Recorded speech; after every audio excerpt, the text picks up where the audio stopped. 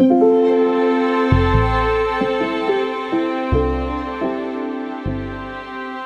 to the ISF podcast from the Information Security Forum. I'm your host, Tavia Gilbert, and I'm glad to welcome you back to our program featuring cutting-edge conversations with business leaders and creative luminaries tailored to global security professionals. Today, ISF CEO Steve Durbin is in conversation with Thomas Earl, a best-selling IT author and the founder of Architura Education, which offers vendor-neutral training and certification programs. Steve and Thomas discuss how to resolve the skills shortage, the purpose of vendor-neutral training, the coming disruption of digital transformation, and more. Thomas, thanks very much indeed for joining us on this podcast today. A whole range of different things that we've got to talk about, particularly around people, around education, training in the security space, and probably a little bit outside that. But before we start, tell us a little bit about yourself, your background and your work. Well, it all started about 15 years ago. I began writing books for Prentice Hall. At the time, I wrote books dedicated to XML, service technology, service-oriented architecture, and the books were relatively successful given, the type of book volumes they look at in the IT book market. So Prentice Hall offered me a book series, which then evolved into 13 titles that I authored and co-authored with other subject matter experts on a range of topics that included cloud computing, big data, various aspects of service technology. And so that established a relatively large library of content that naturally evolved into educational curriculum. And then that further evolved into formal accreditation. And the basis, the premise of a lot of this was the fact that it's purely vendor neutral. Everything that we documented, everything that the courses and the accreditations were based on, were focused on the fact that it's a representation of where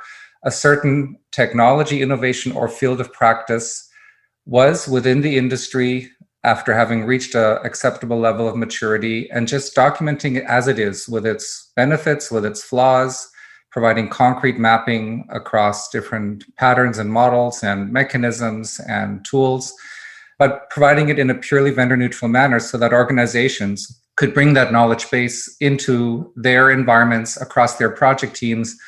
And there would be no ambiguity regarding perception or opinion of certain technologies. There would just be the concrete facts as to how contemporary fields of practice exist now within the industry and how do they compare and to what extent are they compatible with an organization's business goals. So you take that knowledge, you marry it with an organization's goals and parameters and limitations, and then see to what extent it makes sense to adopt it, and then also extract from that criteria that you can use to apply to when you actually select certain vendor technologies and choose best of breed selections based on your understanding of the platforms and environments from that industry level perspective.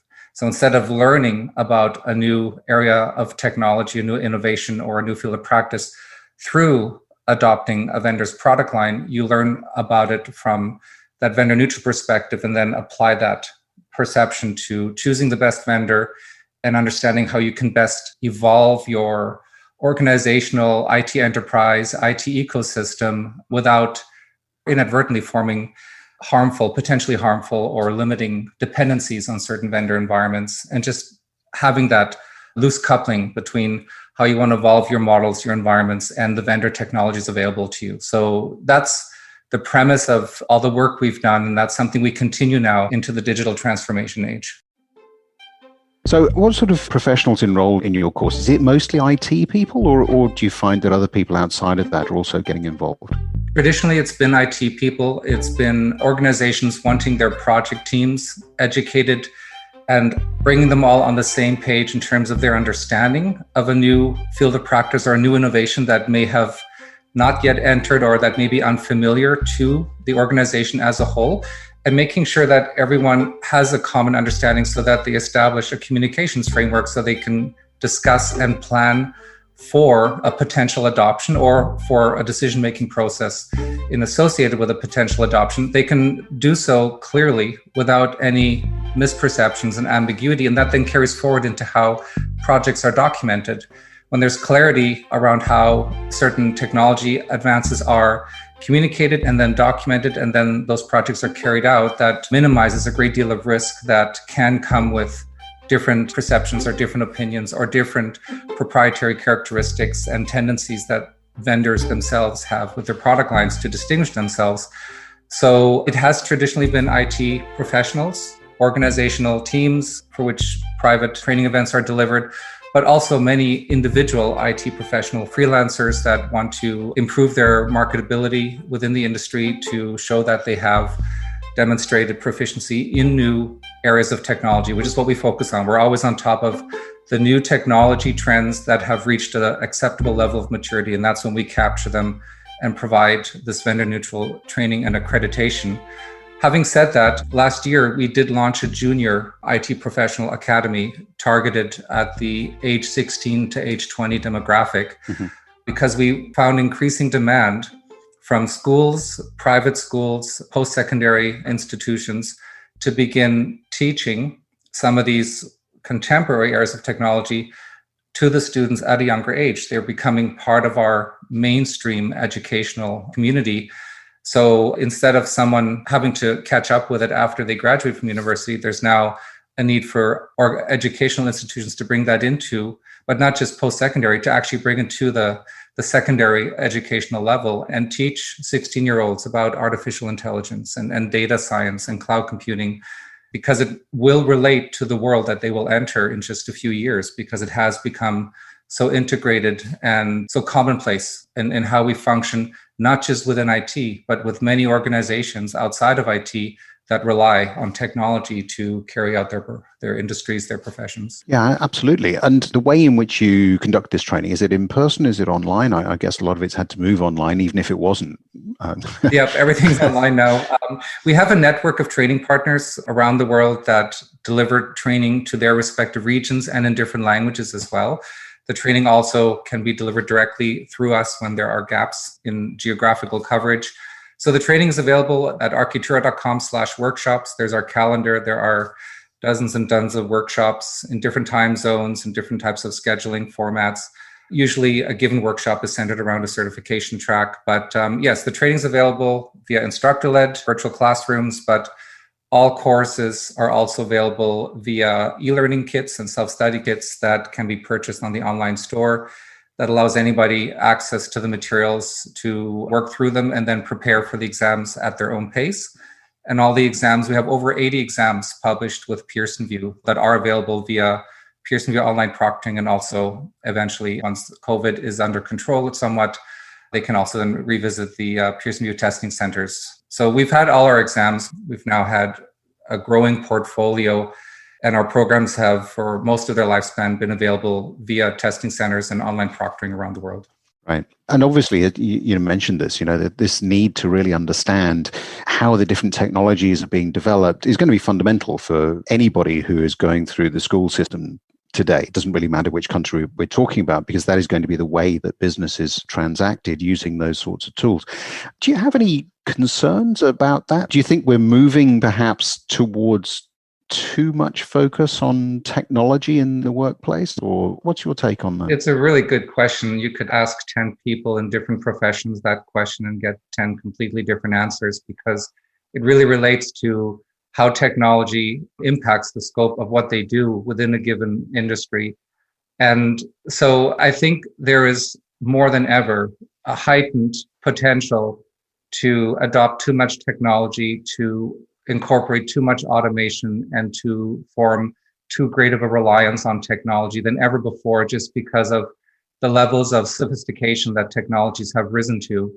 And these are technologies that are not brand new. These are technologies that have been undergoing their own evolutionary cycles for a long time, but have now become commodities, have entered the IT mainstream, and are training, accreditation, tools, and accessibility, economical accessibility to these technologies is now more favorable than ever before as well. So there's a constant struggle, because organizations do need to balance and moderate their adoption.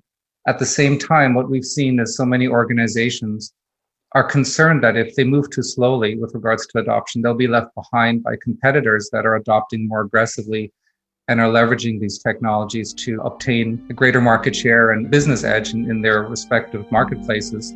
So there's always this tendency, this temptation to say, okay, well, let's just, go with this greater extent of automation without perhaps understanding what the cultural consequences may be within the organization, but also what other consequences there may be, especially in relation to security. It's easy to focus on optimizing business processes, disrupting new markets, introducing your products and services in new markets by leveraging all these digital transformation innovations.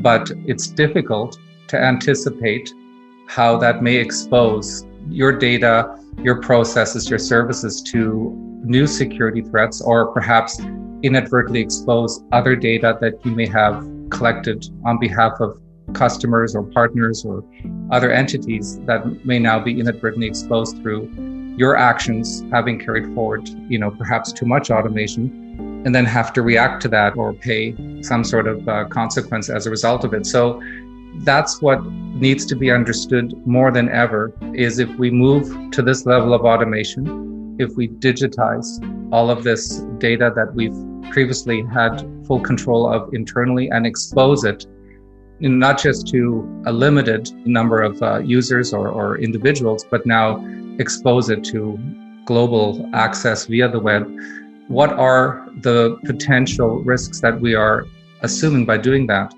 And so it's the greater the insight of those potential consequences when putting together that type of project plan, the more measured the project plan can be carried out. So that balance is more important than ever because of the fact that we're moving services, products, and data to a potentially global accessibility.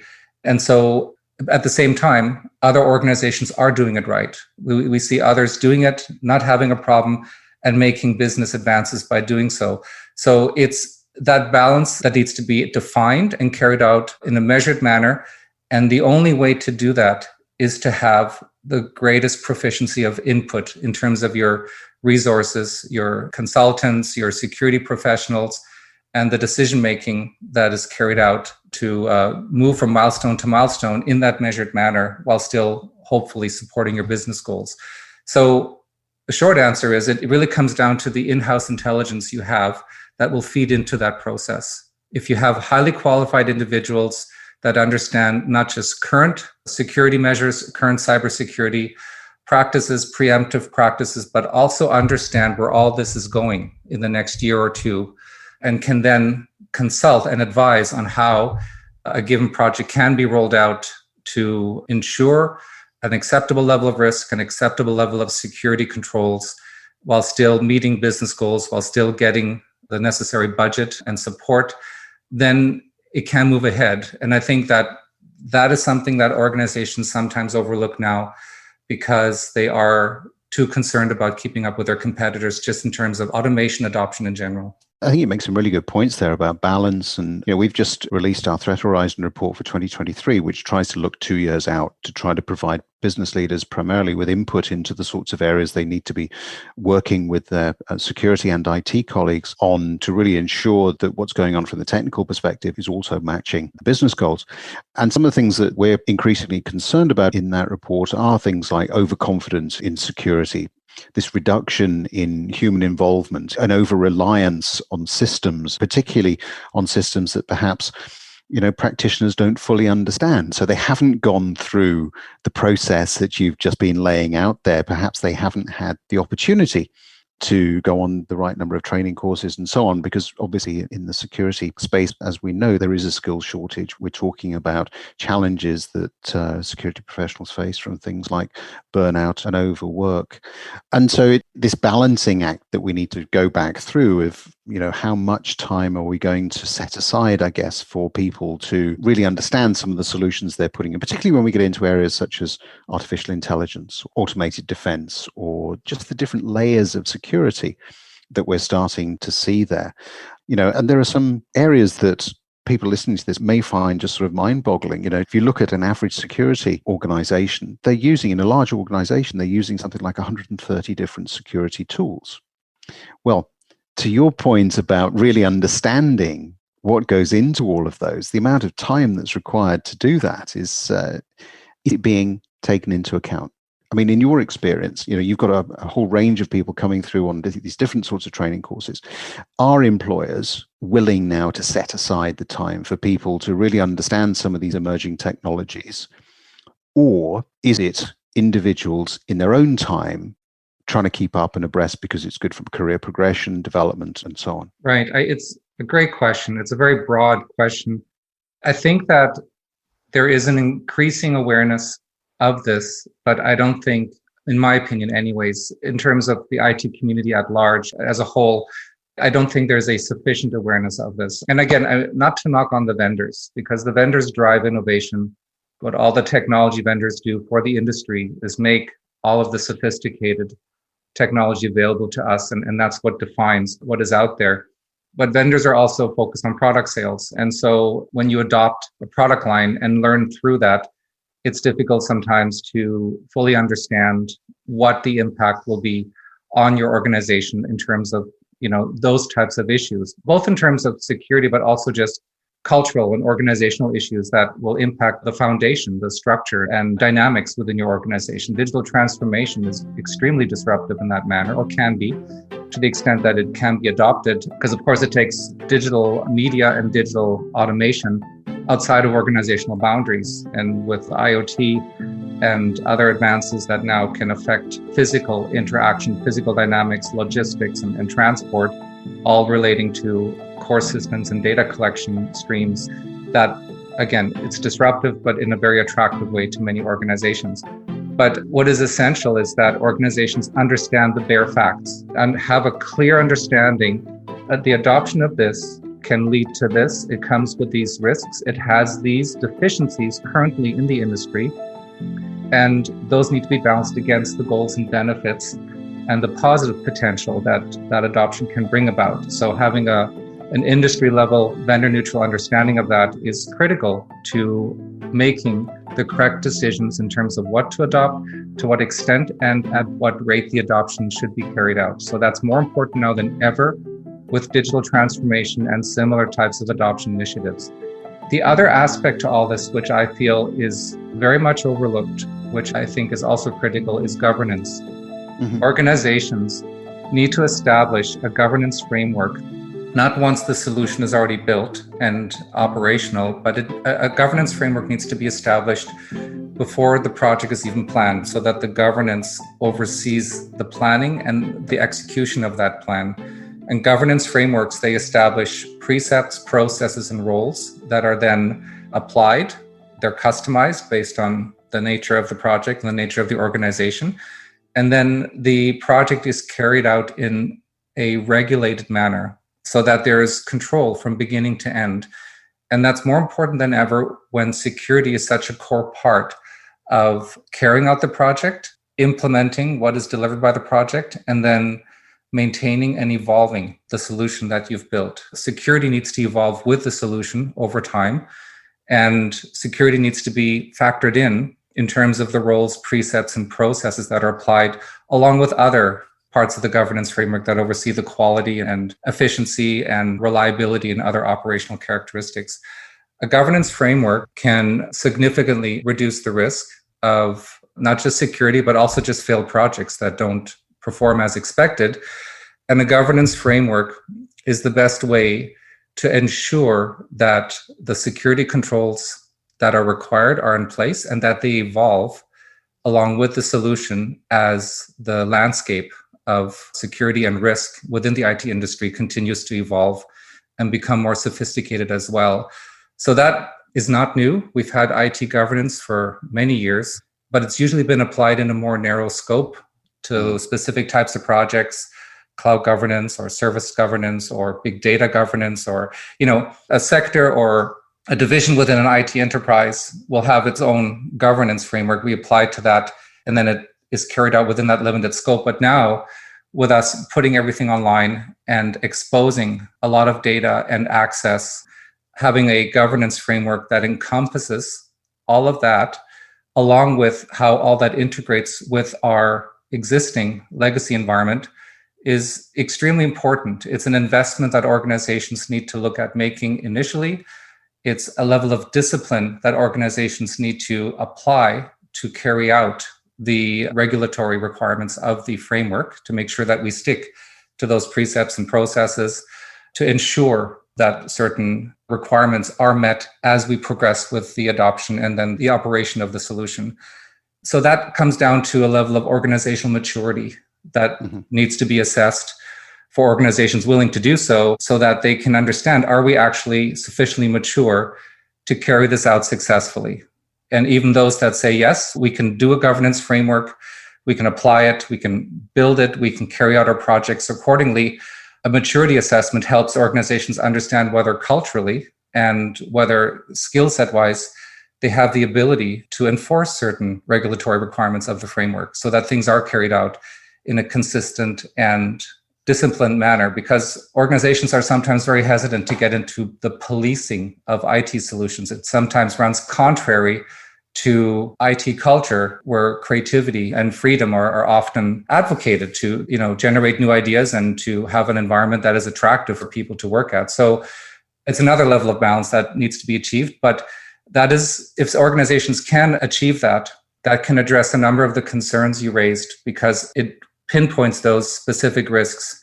And that also relates to positioning human involvement among automation processes.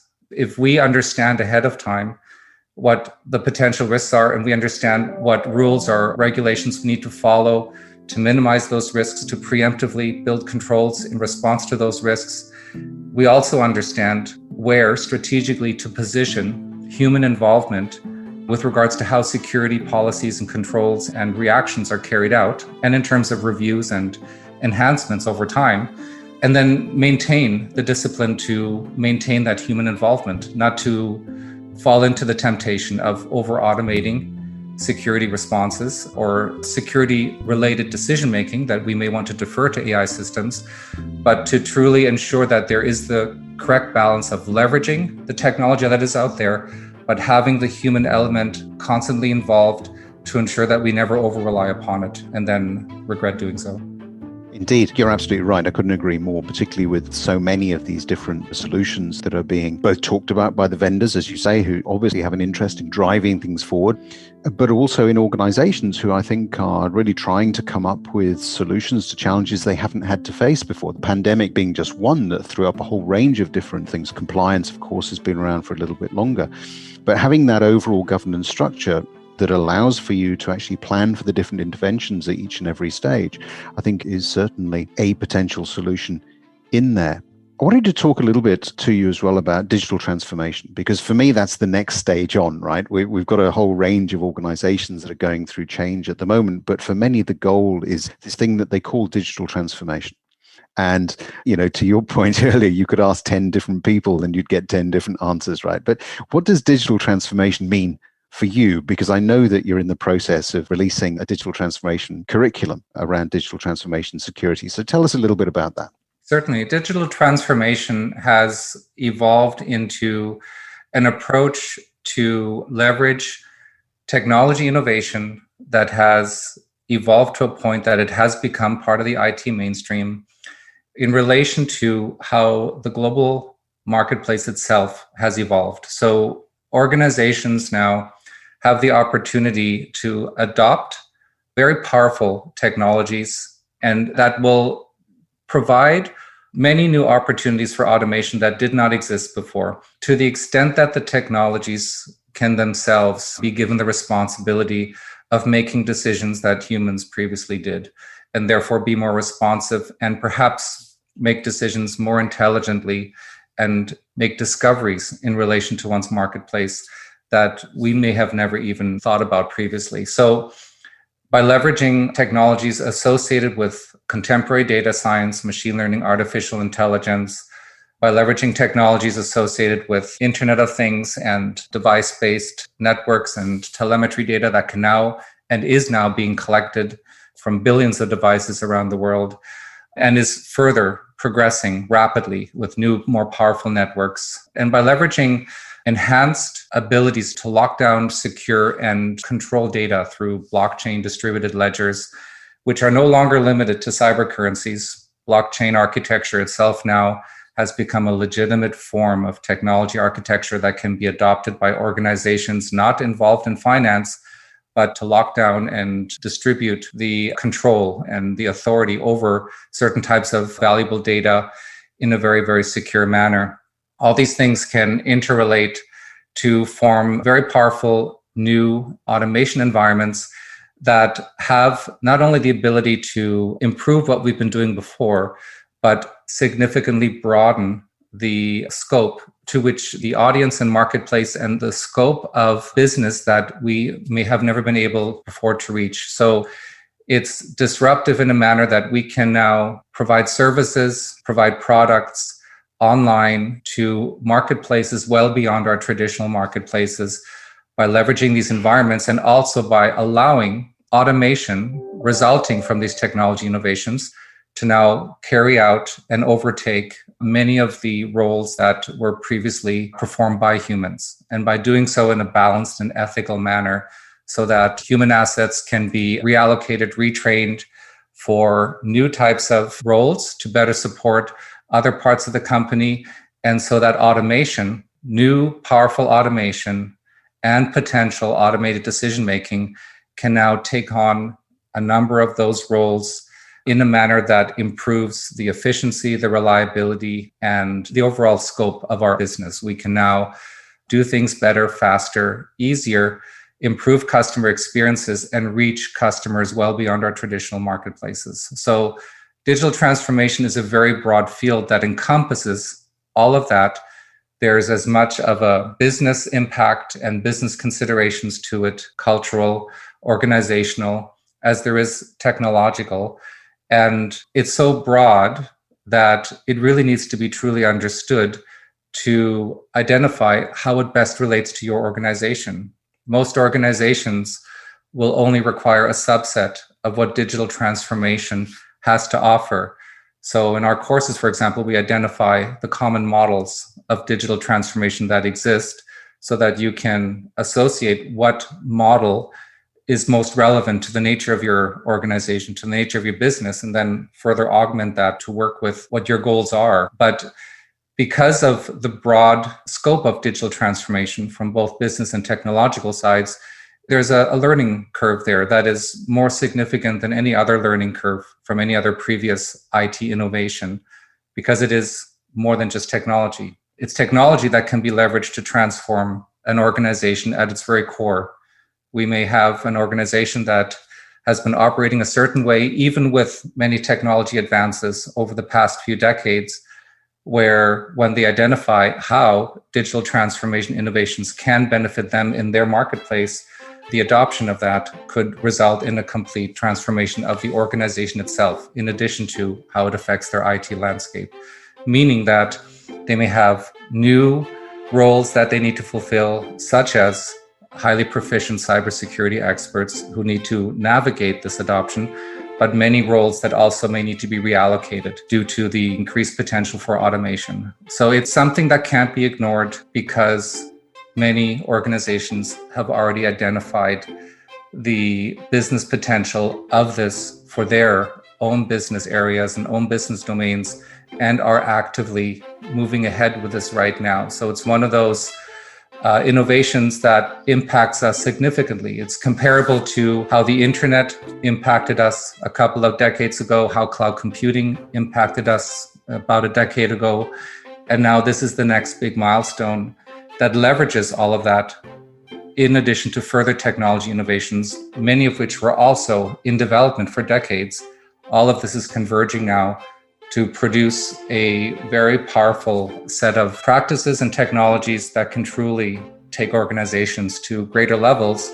But of course, that has to be carried out properly for that success to be achieved. Where there is much potential, there is also much risk of misappropriating or misusing those innovations in the wrong way. I don't mean necessarily maliciously, but also just not doing it in a competent manner, so that you actually take steps backwards, spend a lot of time and money building something that doesn't realize your goals, whereas other organizations are taking a step forward. So governance, again, is a core part of ensuring a solid plan moving ahead.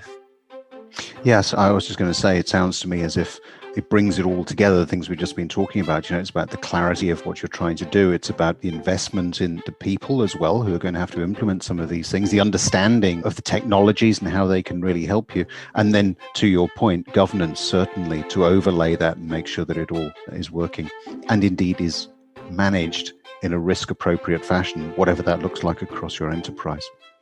Thomas, it's been fascinating talking to you. Thank you so much indeed for spending the time and really sort of walking us through the different stages, if you like, of the way in which technology training has evolved, the needs to carry on, really providing that across a wide range of not just organizations, but also, as you pointed out, into our school systems. And of course, coming back to that real emphasis around the overriding governance and the importance of risk management in all of this. It's been an absolute pleasure. Thank you indeed. Thank you, Steve. Hope to talk to you again soon.